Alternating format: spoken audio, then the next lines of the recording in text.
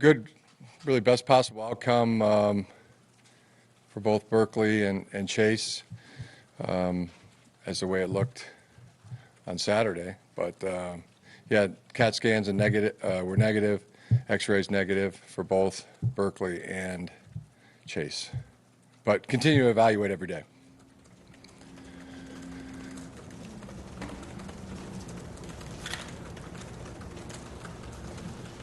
So with Chase, that means you're not sure yet? Yeah, continue to evaluate every day.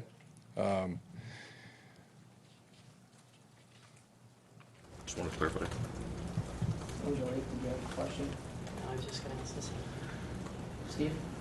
Back to Chase, just looking at what he's done for you this year. Talk about his overall contribution to this team. It's been at a most valuable player level. He's had a great year. And also Ben Bredesen.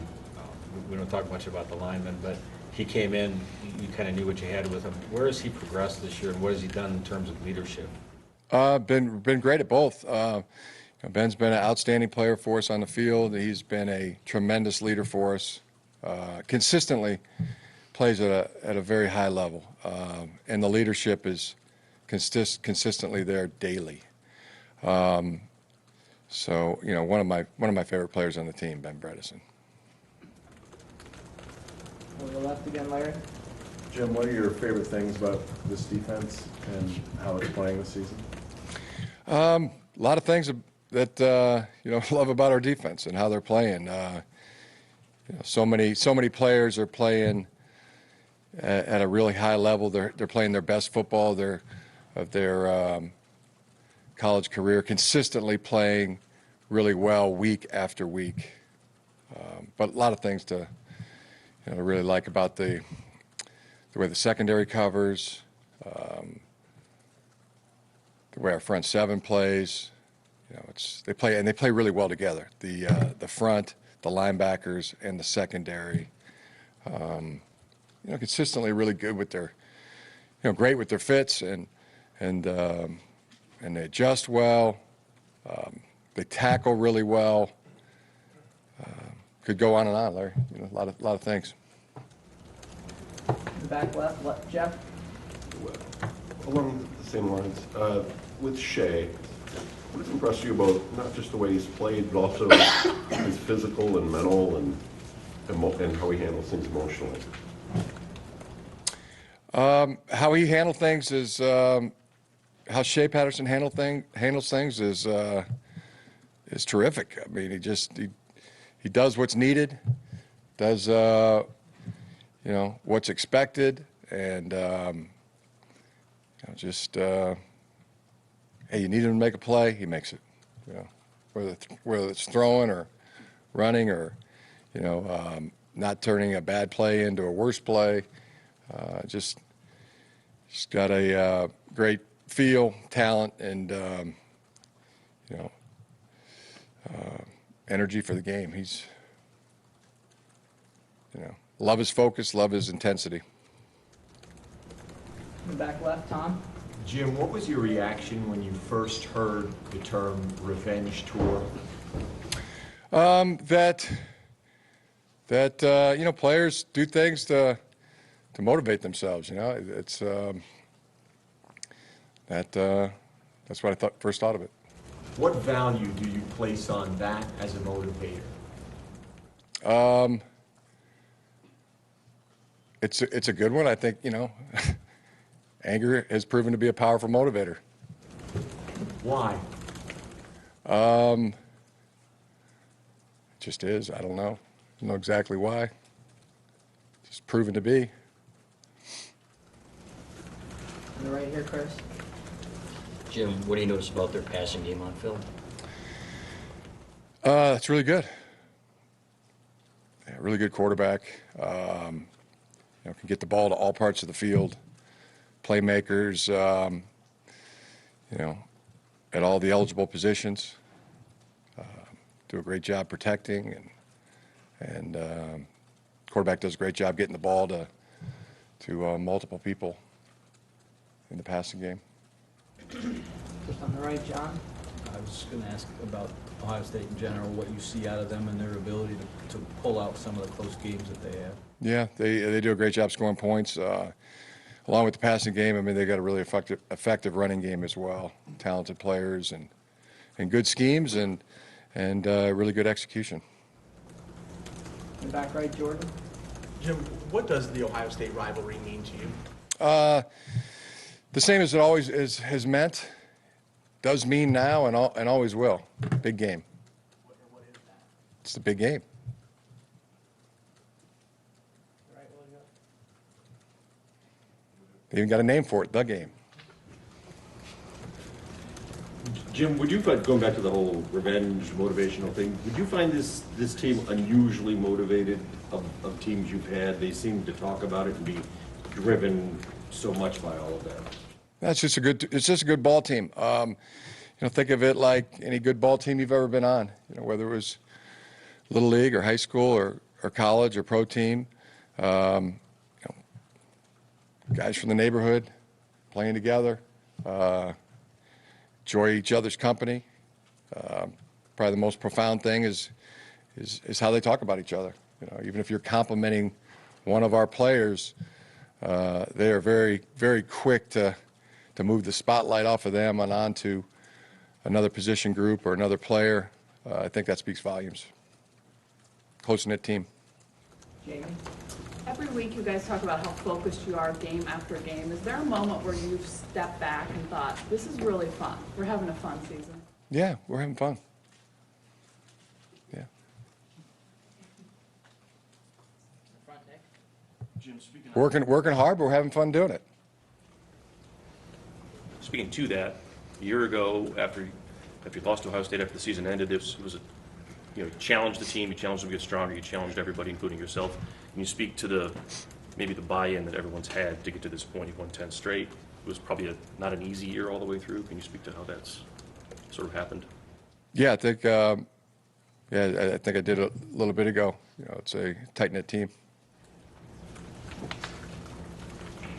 Left there, Dan. Given that was a big part of the conversation in the offseason, is there a more significant pressure going into this game than maybe past Ohio State games you've coached in? I always look at pressure as life-giving energy. So, Is there more life-giving energy going into this Ohio State? yeah, sure. Fired up about it. Can't wait to watch our guys compete. Jim, you were talking about the offense a little bit there. It's obviously vastly improved from last year, but I was wondering if you could kind of put on a 10-point scale. Last year, your offense was blank. This year, the offense is blank. I really don't like to get into comparisons. Never seems like a good idea.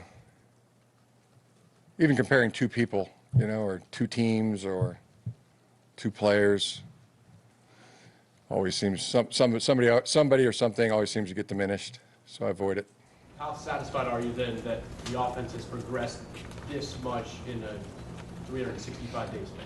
Yeah, we're happy with the way the offense is playing, and working really hard and have been working hard to put in a good plan for this game, and can't wait to get on the practice field and start practicing it.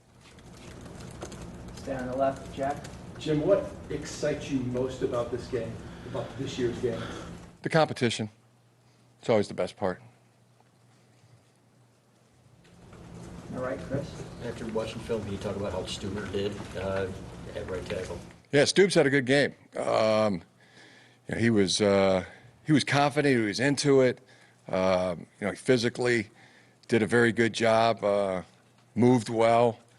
He's really good with his assignments. I was really pleased with. We all were how Andrew played.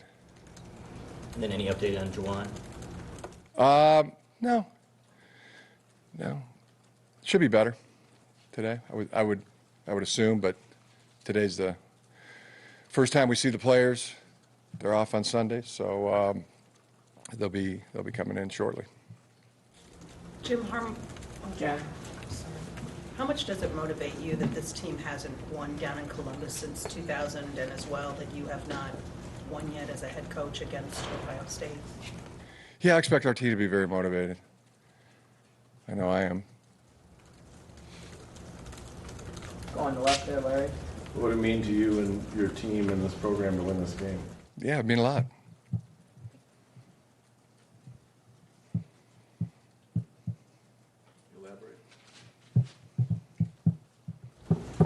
Back left, Tom. Jim, how do you find the balance between letting go of defeats in the past and learning from them and using them? How do you find that balance in leading a team? Well, starting with our goal is to win the next game. So, you know, when you win a game, you want to come back Monday and do everything you possibly can to, you know, have that same feeling, that happiness, that elation. And when you lose a game, you know, you come back Monday and do everything you can to make darn sure that doesn't happen again. So, I think it starts there with our goal of winning the next game. We have time for a couple more. We'll start with Flojo on the right. Jim, obviously Columbus can be a tough place to play, Rockets environment, everything else. Do you enjoy playing in Ohio Stadium? Well, I don't play anymore, so. Well, I just- going there, coaching there, Yeah, competing there. sure. As I said, the competition is the best part, and you know, this opponent has a great record. You are what your record says you are, and so do we, and expect competition at the highest level. Left, Jack. Jim, as a player, you made that guarantee against Ohio State. What is it about this rivalry that made you make, you know, a guarantee like that for this game? I don't know. I don't know what, honestly, what made me think about that, and it's been a long time since, and you know, don't have much to say about that. So is this just Can't tell you what it was. Yeah, you know, just to answer your question, I can't remember really what it was, or I don't even know what it was that made me say that, or you know, do that. But is this just one more game on the schedule? of course not. But In the middle, in the back. Coach Tino Bovenzi from ABC6 in Columbus. How do you get your quarterback, Shea, amped up for a game like this? Is that something that he either has or doesn't have? Are you concerned about nerves for him at all? he's been all you can ask, you know, from a demeanor standpoint. You know, every game we've played, so I'd expect it to be the same. And then Coach Meyer always talks about a mutual respect between these two programs. I'd just like to get your thoughts on that mutual respect in this rivalry as well. Yeah, I'd agree. Last question, Dan. Well, the progress you guys have made and the standing you're at right now, is that devalued if you can't beat this Ohio State team? Does that change your view on this team? We're just working hard to make darn sure we do everything we possibly can to win this football game.